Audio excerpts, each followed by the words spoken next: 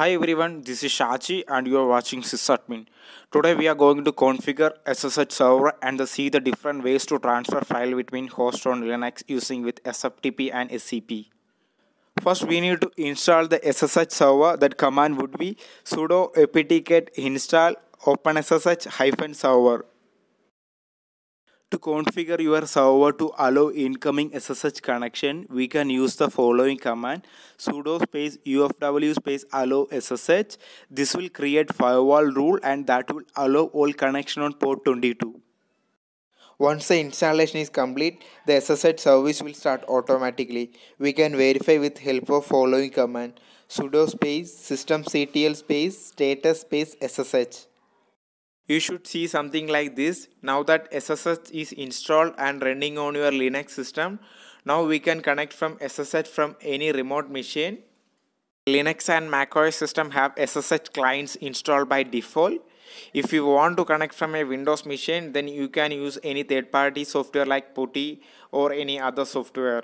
If you wish to make any changes on your SSH settings like changing the SSH port number on your device, that command would be sudo space vi/etc/ssh/ssh_config. This is a default system-wide configuration file for OpenSSH which allow you to set options that modify the operations. Next, we need to find out the IP address and the username of the system. To get that, type ifconfig and who am I. My local IP address 192.168.35.248 and the username is server. Now I am going to access the server in client machine with help of SSH. SSH client is pre-installed on most Linux distribution by default. Open terminal on your machine and run the following command SSH space remote username. Mine will be server @remote host. The remote host in this example, the IP address or domain name that you are trying to connect to. If this is your first time connecting to the server from this computer, you will see the following output. Just type yes and hit enter. Here we need to enter the password. Now we are logged into server and you should see output like this.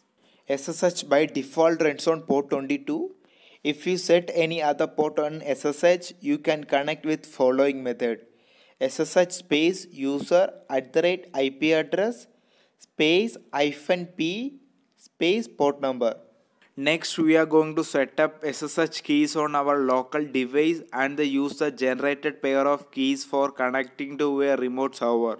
This method is more convenient and provide a more secure way of connecting to the remote machine than simply using a password. The first thing we need to do is generate the pair of key on our local machine. That command would be SSH-keygen space -t space RSA. Once you enter this command, a new few questions will pop up. Leave everything default. After generating the RSA key pair, we have to put our public key to the remote virtual server. There is a simple command which will put our public key directly to the remote server.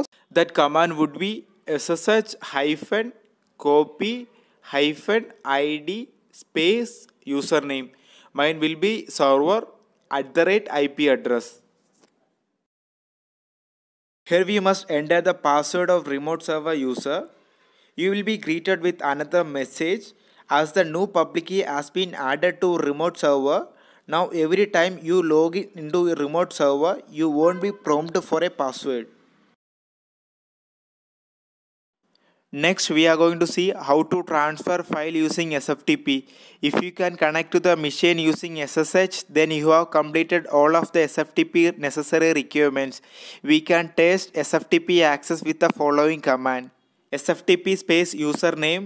My username will be server @IP address. First, let's check which directory we are in currently on the remote system. We can type the following command to get the current directory. Type pwd.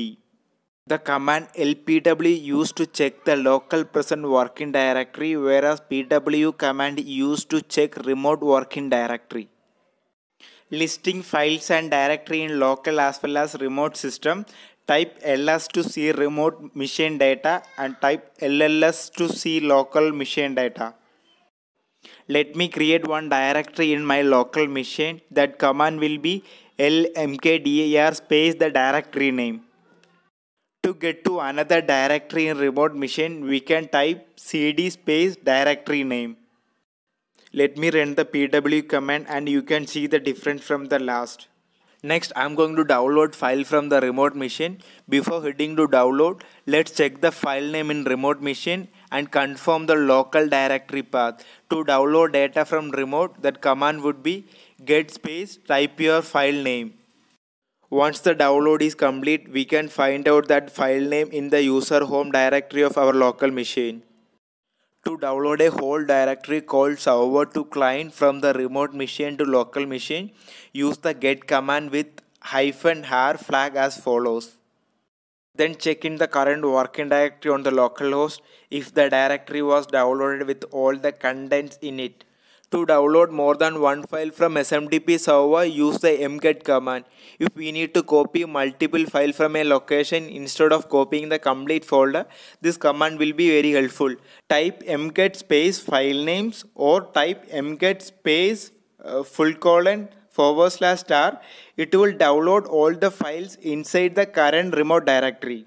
After the download, we can find all the files in user home directory of our local machine. Now let's see how to upload a file from local machine to remote server using with put command. The command would be put space file name. Now we will find the file name in the remote server.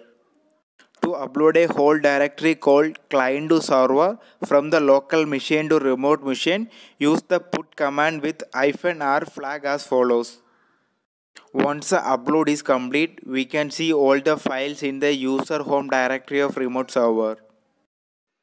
Now we can try transferring multiple files using with mbut command. It works nearly the same as mget. Next, I'm going to use the SCP protocol to copy files and directory between two systems. It uses the same authentication and security as it is used in the SSH protocol. To copy a file from local to remote system, run the following command: scp space file name, the file we want to copy, space username @IP address, and type the path where we want to copy the file to. If you don't specify a remote directory, the file will be copied to remote user home directory. Let's confirm whether it copied or not. Connect to SSH server and type ls. As we can see, the client.txt file in the user home directory. Next, I'm going to copying a directory from local machine to remote machine.